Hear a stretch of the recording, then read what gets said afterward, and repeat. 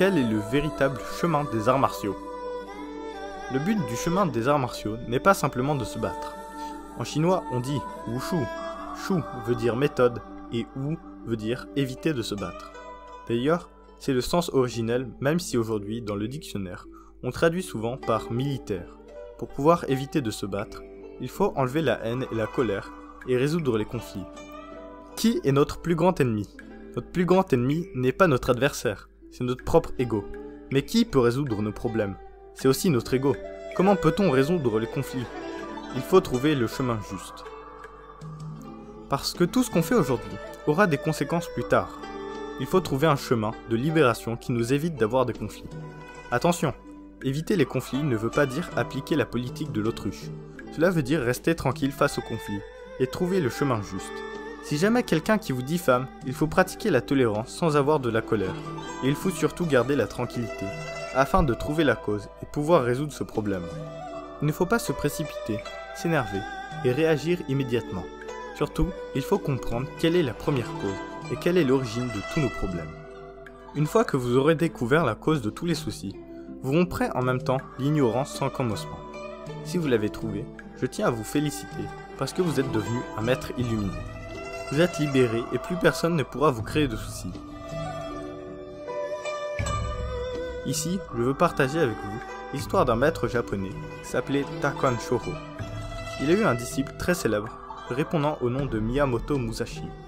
Ce dernier était très célèbre en tant que samouraï et maître du sabre. Il y avait connu ce moine pendant sa jeunesse. Mais un jour, Miyamoto Musashi a rencontré de nouveau Takuan, et il était content de revoir son ancien maître. Il lui a dit que son esprit n'était pas tranquille, même s'il avait acquis une énorme notoriété, et qu'il était respecté par tous. Le moine a dessiné un rond par terre, et il a demandé à notre samouraï de se déplacer. Musashi a vu le rond, et il a décidé de rentrer à son intérieur.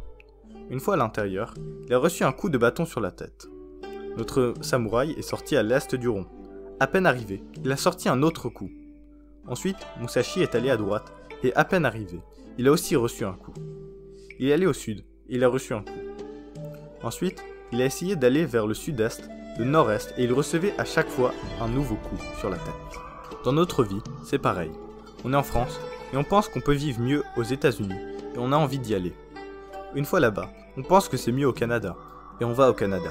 Une fois au Canada, on pense qu'on peut gagner plus d'argent en Asie, et on se précipite là-bas. Quand on est dans la montagne, on pense que la montagne d'à côté est plus belle et plus haute, et on va là-bas. En réalité, notre vie, nous sommes sans arrêt à la recherche du confort et de la tranquillité. Finalement, on perd notre vie à courir dans tous les sens et on n'est jamais tranquille. On est comme le samouraï Miyamoto Musashi. Vous comprenez maintenant pourquoi le moine Takuan a frappé autant de fois Musashi. Ces coups étaient l'émanation même de la miséricorde.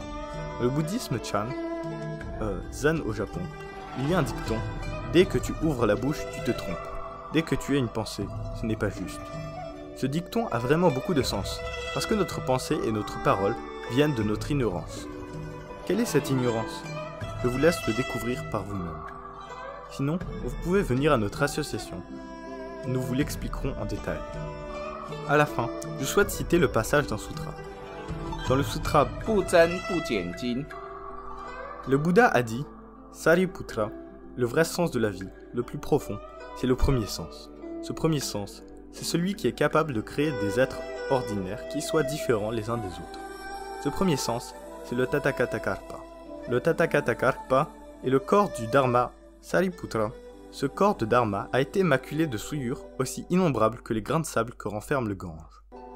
Depuis le non-commencement jusqu'au monde actuel, les souillures en nombre infini continuent d'entacher le corps du Dharma. Elles sont pareilles au flux et au reflux perpétuel des vagues, naissant et mourant sans cesse. Ainsi, c'est telles des vagues que sont définis les êtres ordinaires. Sariputra, ceux qui savent que le corps du Dharma est étranger à toutes les souffrances qui apparaissent dans ce monde entre la naissance et la mort. Ceux qui vont se concentrer sur ce corps du Dharma pour éliminer tous les désirs, ceux qui vont pratiquer les 10 paramitas et les 84 000 méthodes qui vont parcourir le chemin de la sagesse, on les appelle les bodhisattvas. Sariputra, celui qui s'appuie sur le corps du Dharma, peut se réparer, se détacher de toutes les souffrances du monde. Il peut s'élever au-delà de toutes les souffrances et n'est maculé par aucune souillure. Utilise ce corps de Dharma pour atteindre un état de pureté et de propreté. Utilise ce corps pour passer de l'autre côté, pour accéder à une terre sensible où tous les êtres aimeraient vivre. Quelles que soient les circonstances, les êtres qui s'y trouvent y sont parfaitement bien. Nul ne peut atteindre un niveau plus élevé que celui-là. Celui qui y vit a dépassé tout ce qui faisait obstacle, tout ce qui le gênait. Il est équanime, quel que soit le dharma présent. On dit que c'est un Bouddha, on dit que c'est un Samsam Buddho. Sariputra. Si les fonctions des êtres ordinaires n'existaient pas, il n'y aurait pas de corps du dharma. S'il n'y avait pas de corps du dharma, il n'y aurait pas de fonction ni de niveau d'existence propre aux êtres ordinaires. Ces différentes fonctions des êtres ordinaires, ces différents niveaux d'existence des êtres ordinaires sont le corps du dharma. Et les corps du dharma, ce sont ces différents niveaux d'existence des êtres ordinaires. Amitwō.